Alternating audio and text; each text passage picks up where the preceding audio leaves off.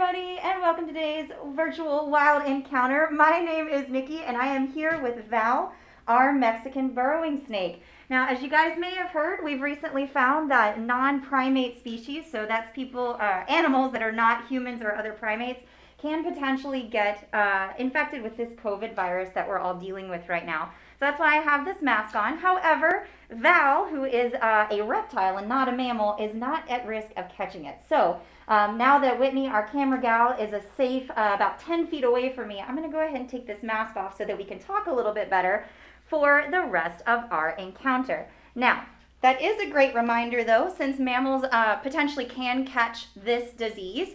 Make sure that social distancing all of you guys are doing at home for yourselves, you're also doing with your cats and dogs that may be out on a walk. You wouldn't want to let your dog run up to another dog at this point because we're not quite sure what's out there. Now, you guys all came to meet an animal, so let's meet Miss Val. Val, the Mexican burrowing python, is one of my favorite snakes I've ever gotten to work with. They are so unusual and so interesting. Now, snakes of all kinds are really great to have around because they are so good at eating all those mice and rats out there, so they are nature's pest control. But you're not going to find a snake like Val here in Tennessee. These guys do live down in Mexico, hence the name Mexican burrowing python, and they get the name burrowing because they spend almost their entire time underground. So they are very secretive and do spend a lot of time digging around in the dirt. So you guys might be able to see she's very interested in what's happening over here today. I love you too, Val. But you guys might be able to notice on the front of her head, she has a very shovel-shaped head, a very pointed nose, just like the end of a shovel. And each one of the scales that she has on her head is rather shovel-shaped as well. And that is to help her get really good at digging around in the earth. There, that might be a good shot for you guys. She says she's feeling very wiggly today. It's nice and warm in here. Now, when they are out in Mexico, it's thought that there's quite a few of these snakes out in the wild, but because they are secretive and do spend so much of their time underground, we don't quite know how many of them are out there, and they're pretty hard to study. But one interesting thing about these guys is that for a long time, they were thought to be part of the python species. So they were the only python in the python family, the only snake in the python family that lived in the Americas. All the other ones lived over in Africa and Asia. But some more studies were done, and it turns out Val and her cousins, the other Mexican burrowing snakes, are not true pythons. They're in their entirely own family. There's no other species of snake that is in the same family as these guys. Their closest relatives are called sunbeam snakes. They're a different kind of burrowing snake that live in Asia, but they're an entirely different family. So these guys are their lone little weirdos doing their really specialized living out in Mexico. Now, one other fascinating thing, because they are their own species and their own family, is what they are related to. Now, they do so much time living underground that it can be very interesting to look at their the way that they live because it's so different than a lot of other snakes. And looking at the fossil record, it's thought that the ancient snakes, the kind of the original snakes, had the same body style and the same way of living that Val and the other Mexican burrowing snakes have as well. So these guys are the oldest modern snake that we have on Earth. So they're kind of the great granddaddies of all the snakes that are out there. Now, if you guys come across a snake here in Tennessee, which you are likely to do, especially now in the spring that we're warming up, the best thing you can do is just walk away and leave it alone. If Val decides she wants to be slow enough for you guys to actually take a good look at her today because she's exploring and having a great time out here, you might notice that she has no ears. Can we show off your ears real quick? There she is. So no external ears. So she can't hear the same way that you and I do. So if you see a snake and you scream at it, it just sees you standing there with your mouth hanging open and you look crazy. But all snakes, especially burrowing snakes like Val here, can feel vibrations in the ground. That's their version of hearing. So if you just stomp your feet a little bit harder and make yourself feel a little bigger, they are likely to slither off in the other direction. You are large, you are not a rat, so they don't want to eat you. They really just want to be left alone. The only reason a snake would use its mouth is to eat its prey or protect itself. So if it feels safe, it has no reason to bother you. Now, they are really important neighbors.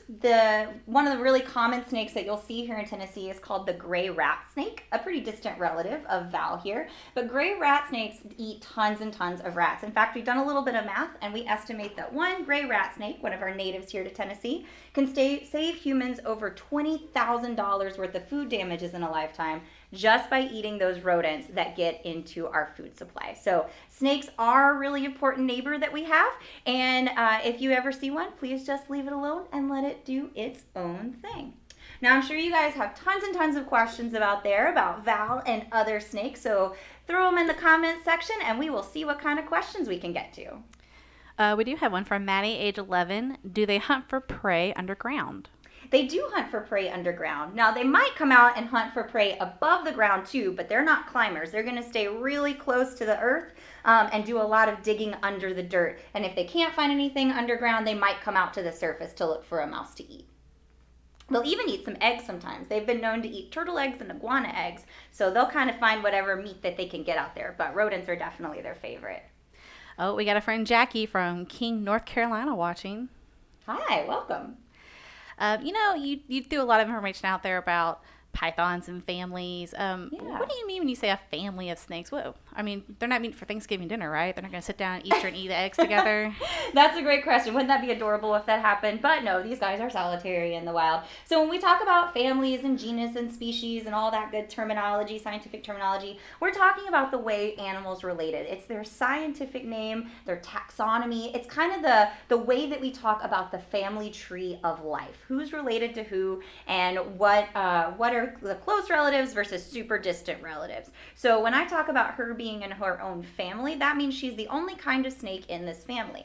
But when we talk about pythons, you have ball pythons, reticulated pythons, rock pythons, you have all different kinds of pythons. Those are all in the same family, which means they're closely related, kind of like cousins, but they are different snakes. So it would almost be like, when all the different groups of your family get together, all the aunts and uncles come together. You're not exactly perfectly related to those cousins, but you are related and close enough that you definitely have the same bloodline. So it's kind of like that. That's a super simple version. That's such a great way to explain it. Thank you. We do have another question from CJ, age 8. We mentioned eating eggs, but what else does she like to eat? Her favorite food are little mammals that she might find out there, little mice and rats that she might find. She might find a lizard, but that's really not her favorite. But eggs and small mammals are the things that she's going to eat on the most. Now, no one's asked this yet, but I did want to know, what is Val's favorite snack? Val loves small mice. In fact, she ate 2 days ago, and she said her mouse was delicious. So she's just got fed. So it's kind of interesting. Snakes don't have to eat very often because their metabolism, the way that they break down their food and the way that their bodies work is very different than us and other mammals. So they don't have to eat very often. Depending on the size of prey they get, they might go for weeks or even months without eating. Look, she's showing off that beautiful shiny scale pattern that she's got. So we offer our snakes food every 2 weeks, and if they're hungry, they eat, and if they're not hungry, that's okay. We'll offer them a couple weeks later. But because they need to be able to sometimes hold on to food for a long time and digest it slowly, they are able to eat food that sometimes seems way too big for them. So a snake can eat prey that's about 3 times the size of their head. So if we had the same adaptation, we could do the same thing. That would be kind of like us swallowing a watermelon whole in one gulp. That's pretty crazy. So how do they do that? They don't have teeth to chew. They do have teeth to hold their prey, but not to chew. They don't have hands to push their food in, so how do they do it? Well, they have really special jaws. The front part of their jaw kind of opens up a little bit, and they're able to kind of move them back and forth a little bit like hands. If Val decides to stay still for a second, she is having a blast in here. This is hilarious to watch her, you guys. She's smelling all the smells. But if they have a big piece of food, they can open up their front jaws and kind of move them back and forth, and it almost acts like a built-in hand that pulls that big food in there. And then they'll just have it hanging out, and when it's finally gone, weeks to months later, they'll go out hunting again. Well, that is really cool. Miss Lauren does want to know, how old is Val?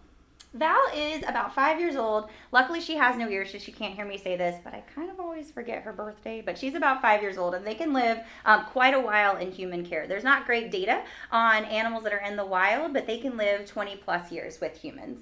They get plenty of food to eat. They don't have to worry about predators. They get vet care. So they're kind of living the life here with us. Well, real quick, we're going to get off the subject of Val herself and just snakes in general. Yeah. Hayden 10 wants to know if this type of snake can be a pet, and maybe we can recommend some good snake pets for him. Yeah, so this snake is really uncommon to find anywhere. So you guys are super lucky to get to see Val here on the Memphis Zoo Virtual Wild Encounter today, because they're pretty hard to find at all. But if you are looking for a pet, it's a really good thing not necessarily to ask, is that animal a good pet, but will you be a good human for that animal? So, for example, if you like snakes and you think you want a snake in your house, are you going to put the time in to handle it every day, be gentle with it, make sure it feels safe with you so it doesn't think that it needs to bite? Are you going to be comfortable keeping rats in your freezer so that you can thaw them out and give them a rat treat because that's what they like to eat? I don't know if all the moms and dads out there would be pretty pumped about finding a bag of mice in their freezer. Are you going to be able to give it the right moisture that it needs because they need good humidity so they shed correctly? Are you going to be able to give it the right heat? And are you going to be able to take care of that animal for its entire life? If you were to get a snake that lives to be 20 or 30 years, are you going to want to have that animal in your home for 20 or 30 years? If all those answers and all the research you've done says, yes, I think I would be a good human for that animal, and it's legal for me to own it. Native animals are not legal, so you can't own a snake that lives here in Tennessee. And there's plenty of space for it in my house, and I'm going to take care of it its whole time, then I know where it came from, and it didn't come from the wild. If you've answered all those questions, you've done all your research, then maybe that's an animal you could call a pet. But if you want to do a lot less work than that, a great idea is to ask yourself, would you be a good owner for one of those dogs or cats that are in the shelters, and maybe go find an animal that really needs a home. Well, I think we have a parent tuning in here on YouTube. Foxam Gamer wants to know, does it bite like people, aka babies? That is a great question that we get about every single animal we work with. Can it bite? Well, anything that eats bites. And I can tell you, if you were to stick your fingers in my mouth, I would probably bite you too. So most of the time when people get bit by snakes, it's because they've picked them up. It's a wild snake that's not used to being around people. They've picked them up, and that snake is scared. They don't have hands to push you away or feet to kick you away. The only thing they have to protect themselves is their mouth. So that's most of the time when they bite. The other time people get bit is if they have been handling something that smells like food. So if you smell like food, they may not realize that they're biting a person and not their rat. So anytime that we work with any of our mammals, we do have rats that we take care of and other small mammals. We always make sure to wash our hands really, really well before we ever go in with our snakes so that they don't get confused. So the same thing is true in the wild. If you find a snake out in the wild, if you're gardening, especially this time of year, make sure you're wearing thick gloves and tall boots because they might just be scared. They might not be trying to bite you to hurt you. They just might be afraid. And if you do find a snake in the wild, leave it alone. Let it do its own thing. Let it slither the opposite direction of where you are so that it feels nice and safe and can keep doing that important job of eating all those mice and rats that might be out there. Okay, McKenna age 7 wants to know, do these lay eggs? They sure do. Snakes do lay eggs. There are very few snakes out there that actually give live birth, but they have eggs inside. Their eggs hatch inside them. But these guys do lay eggs. Once the female lays her eggs, they'll lay about 4 at a time, and then the little eggs and the little babies are on their own. Once they hatch out, they are good to go to be independent little snakes out there without mom or dad sticking around. And Brayden, age 11, does it come in different colors? Well, it kind of looks like it. So all Mexican burrowing snakes like Val are about the same color. So she doesn't come in different color varieties and they don't change color. But if you guys look closely as the light shimmers on her scales, you'll notice that she's a really beautiful rainbow color. And she just finished shedding just a couple days ago. So she's particularly iridescent right now with her beautiful brand new scales that she just finished working on. So you guys, I can see it really well here in the studio. Hopefully you guys can see it at home too because she is a gorgeous snake. Now, a lot of times animals have colors because it helps them to camouflage or maybe it helps them to attract a mate. But we're not exactly sure why these Mexican burrowing snakes have such beautiful iridescent skin. Perhaps it kind of helps with the hiding in the dirt, or maybe this is just how they're made. I don't really have a good answer for that. I've never read a study about it. So maybe that's something that you budding herpetologists out there could study when you grow up and become scientists. Well, we do want to continue on here with, coloration. And our little friend here wants to know, Ruby, age 6, why is her belly green? That's another good question. I don't know if anybody has a good answer for it. What I could tell you if I had to take a guess as a biologist knowing about other animal colors that we have studied, is that a lot of times the back of a snake is the thing that gets seen. So that's the part that needs the most camouflage. And the belly doesn't get seen very often, so it can be some colors that are a little more obvious. So maybe that's what it is. Maybe her back looks like the dirt that she lives in and her belly is just hidden all the time anyway. Or maybe this is just how these snakes are made. They're really hard to find in the wild because they live underground and they're so secretive and shy. So sometimes there's just things that scientists don't know. We do know a ton about animals in the world around us, but there's still a lot to find out. So all you kiddos out there that are interested in animals and interested in the world, use your eyes, use your observation skills, and keep asking questions like that, because as you get older and you go to school and you start studying, you could become a herpetologist or a biologist or any other kind of scientist and continue asking those questions that we still don't have an answer to. Okay. Well, we've got a friend here, Maggie Rose, is watching, and she wants to know if Val will blink. That's a great question. Val and no snake ever will ever blink because snakes don't have eyelids. So never get in staring competition with a snake because you will lose every time. That's actually one of the differences between snakes and lizards. If you guys were tuning in the other day, I had our friend Dan, the legless lizard, here, and a lot of people were like, okay, a legless lizard, don't you just mean a snake? Well, no, there is quite a difference, and one of those things is their eyelids. So snakes just have a protective scale called an eye cap that covers their eyes, and lizards either have to lick their eyes or blink their eyelids to keep them moist. So no snake, including Val, has eyelids. Their eyes are open all the time. Another great reason to leave wild snakes alone, because you can never tell if they're awake or asleep, unless they're moving. Then you probably know pretty well. Or opening that massive jaw to swallow something crazy. Well, we have some friends just tuning in, and they'd like to know, what are we looking at? So let's do that intro one more time. Yeah, so this is Val, our Mexican burrowing snake. They're found in Mexico, and they get that name burrowing snake because they do spend so much time underground. And she is having a great time exploring today, but she's also kind of showing me some behavior that lets me know that here in just a moment, we're probably going to want to go back to all that dirt that she likes to dig around in. So we're going to take maybe 2 more questions and then have to say goodbye for the day. So what 2 burning questions do you guys have left? Oh, goodness. We have something you have to look through. Some notable mentions. We've got Hazelback, age 2, says, Mommy Snake. It is a snake, and snakes are great. So snakes eat tons of mice and rats, which helps us because it reduces the rodent population. So if you ever see a snake in the wild, which will not see Val in the wild because they are native to Mexico and not Tennessee, but all those native snakes we have around here are super important, so make sure you give them plenty of space and leave them alone. All right, guys, one more question before we have to say goodbye. What do you guys want to know?